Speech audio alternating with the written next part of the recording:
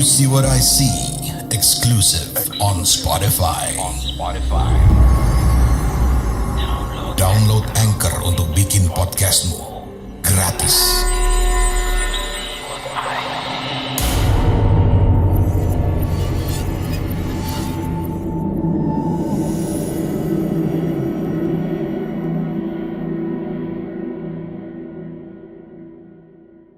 Halo warga Desa Sukawedi, kembali lagi bersama saya Rizwanda Pramarta.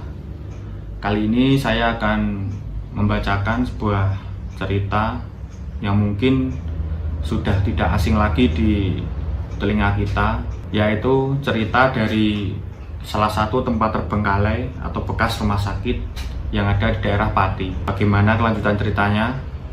Mari kita simak bersama.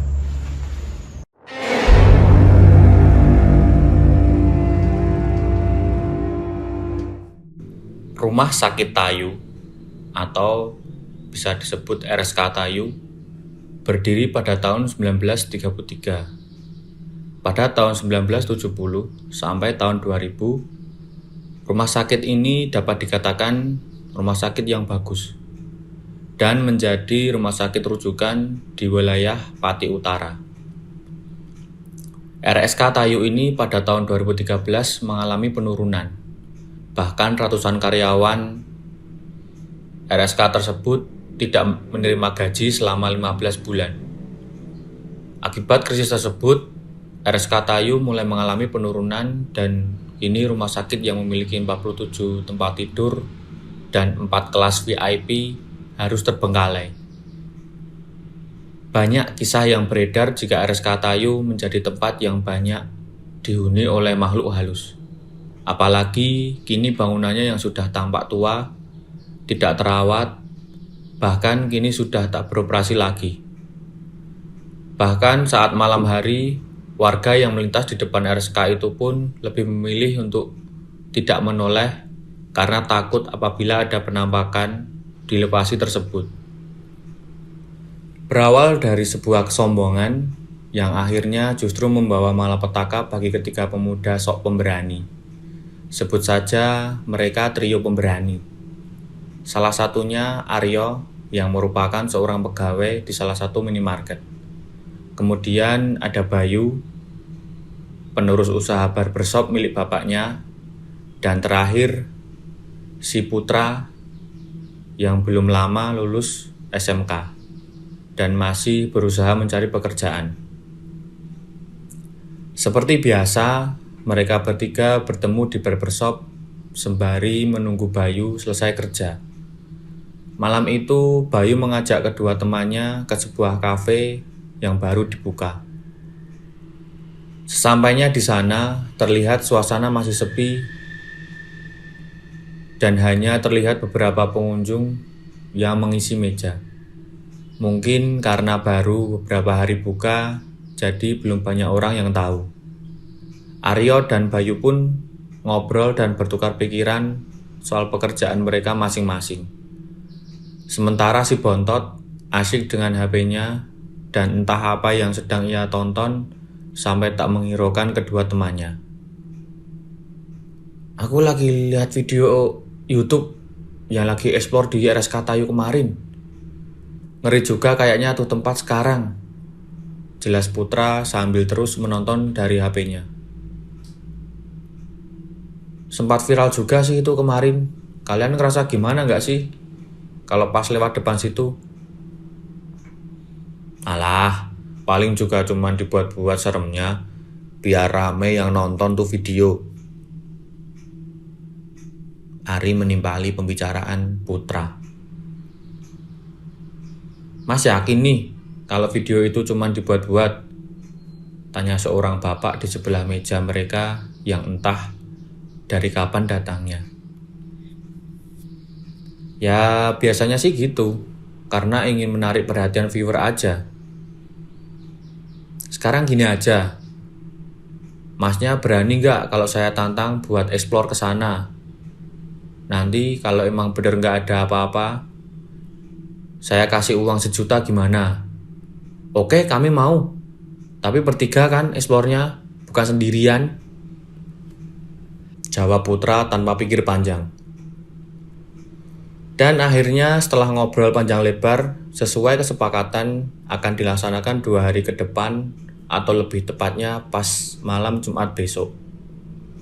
Singkat cerita, malam Jumat pun tiba. Mereka bertiga pun kembali bertemu dengan si bapak di depan RSK Tayu yang baru mereka tahu namanya adalah Pak Samirin. Dan rupanya beliau adalah mantan satpam di rumah sakit tersebut yang sekarang sudah menjadi pengusaha coffee shop di kota Pati. Salah satu cabangnya adalah tempat yang baru mereka kunjungi kemarin malam. Setelah menjelaskan rules dan juga mendapatkan izin dari satpam menjaga, akhirnya mereka bertiga mulai masuk dengan bekal kepercayaan diri serta senter yang mereka bawa tepat lewat tengah malam. Meskipun Pak Samirin sudah mengingatkan, nampaknya Aryo Putra masih kekeh dengan mulut besarnya dan yakin akan mendapatkan uang tersebut. Sementara Bayu hanya bisa pasrah mengikuti kegilaan kedua temannya. Hampir selama setengah jam mereka berkeliling dari mulai lobi, kamar pasien, ruang dokter, ruang suster, ruang apoteker, lorong, dan dapur.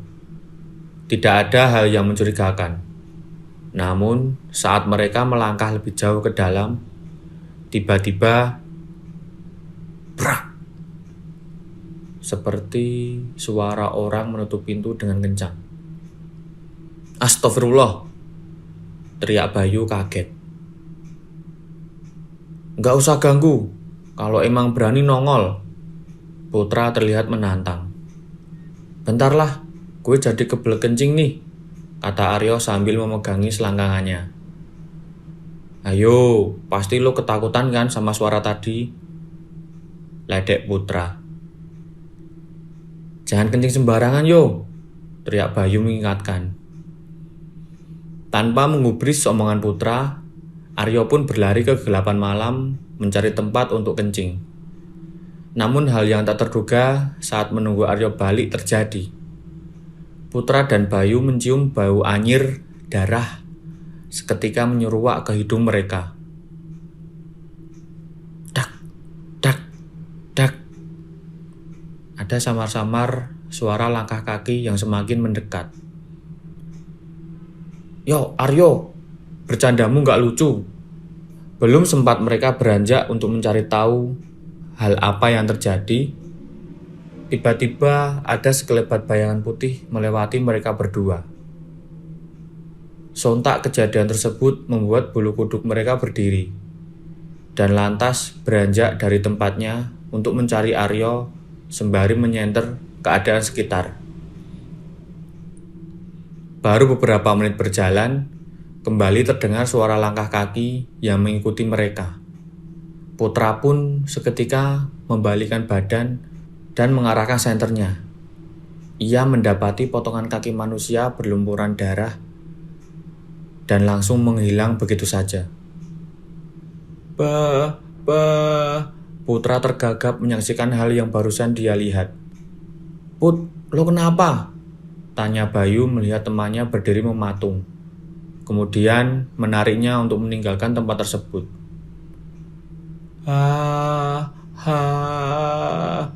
Suara napas mereka beradu setelah mempercepat laju jalannya. Nih, minum dulu tuh. Emang ada apa tadi sampai lu tergagap gitu? Tanya Bayu sembari mengulurkan sebotol air minum. Sudah, nanti aja jelasinnya kalau sudah keluar dari sini. Yang penting kita cari Aryo dulu, jawab Putra. Iya, terus mau cari kemana? Ini aja udah gak tahu kita ada di mana. Gue juga udah gak bisa mikir. Ini aja kaki rasanya masih gemeter dan berat. Kalau bukan karena kalian berdua, saya juga ogah rasanya. Mending di rumah tidur, gerutu Bayu. Karena rasa takut dan bingung, justru yang Tak mereka sadari bukannya mencari jalan agar bisa keluar dan menemukan Aryo, tapi malah semakin jauh masuk ke dalam area RSK Tayu. Belum juga lama mereka istirahat dan mengatur nafas, hal yang semakin mencekam kembali menghantui mereka. Samar-samar terdengar suara lirih teriakan orang meminta tolong.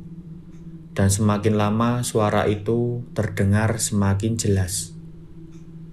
Karena penasaran, Bayu mencoba menyenter area sekitar mereka yang ternyata itu adalah halaman belakang yang ditumbuhi ilalang cukup rimbun di sebelah samping lapangan.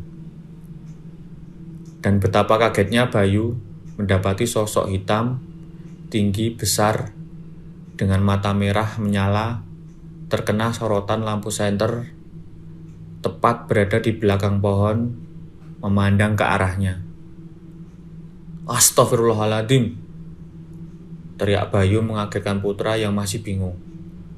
Bud, ayo cabut dari sini," kata Bayu sembari menarik tangan Putra.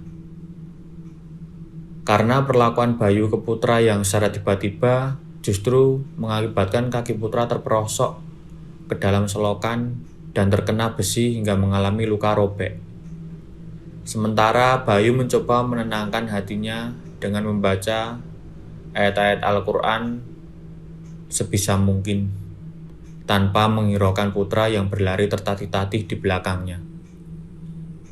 "Bay, tunggu gue," teriak Putra sambil meringis kesakitan. "Ya Allah!" Bayu terkaget saat ia melihat Putra terduduk dengan kaki berdarah. Lantas Bayu pun merobek sarung yang ia bawa untuk sementara menutup luka di kaki Putra. Benar kata orang, jika nasib sial dan kemalangan tidak tercatat di kalender. Ternyata mereka berdua berhenti tepat di depan pintu bekas kamar mayat atau ruangan pemandian jenazah. Lagi-lagi, hal yang tak mereka duga dan sangat jelas terlihat di dalam ruangan tersebut adalah sosok terbaring di tempat pemandian jenazah terbungkus kain putih lusuh atau biasa disebut pocong.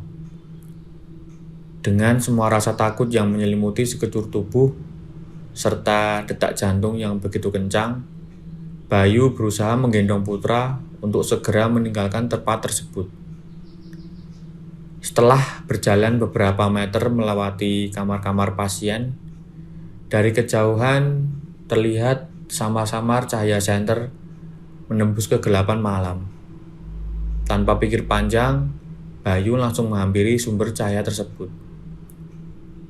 Betapa lega hati mereka setelah melihat Pak Slamet atau Pak Satpam yang datang menghampiri mereka. "Alhamdulillah ya Allah," ucap Bayu sembari menurunkan Putra. "Loh, ngopo iki rencange, Mas?" tanya Pak Slamet melihat kaki Putra terbungkus kain. Itu Pak, kakinya terperosok ke selokan, terus kena besi. Ya wis, langsung dipapah bareng wae. Kindang metu ayo saka kene. "Iya, Pak. Tapi temanku masih ada yang di dalam," ucap Bayu memberitahu. "Oh, Mas Aryo wis ning ngarep karo Pak Samirin," jawab Pak Slamet. Sesampainya di depan dan bertemu Pak Samirin, Putra langsung dibawa ke rumah sakit Sebening Kasih yang tak jauh dari sana untuk berobat. Sementara Aryo terlihat seperti orang linglung dengan tatapan mata yang kosong. Setelah kejadian tersebut, Aryo sempat mengalami demam selama 2 hari. Dan Putra sendiri kakinya belum sepenuhnya sembuh. Beruntung, kata dokter, luka yang dialami Putra tidak sampai infeksi akibat terkena besi berkarat. Bayu mencoba menanyakan perihal apa yang terjadi dengan Aryo. Malam itu tidak mendapatkan jawaban apa-apa. Menurut Aryo, setelah dia berpamitan untuk kencing, dia tidak mengingat apapun yang terjadi dengannya. Rasa penasaran mereka bertiga terjawab setelah bertemu kembali dengan Pak Samirin yang meminta mereka ke coffee shop-nya untuk memberikan uang yang dijanjikan. Ternyata malam itu Aryo mengalami kesurupan akibat kencing sembarangan di pohon yang menurut Pak Slamet memang cukup angker. Pak Samirin yang mengetahui putra sedang mencari pekerjaan lantas menawarkan untuk menjadi karyawannya. Karena kebetulan beliau akan membuka cabang baru di pusat kota Pati yang sekarang masih tahap renovasi.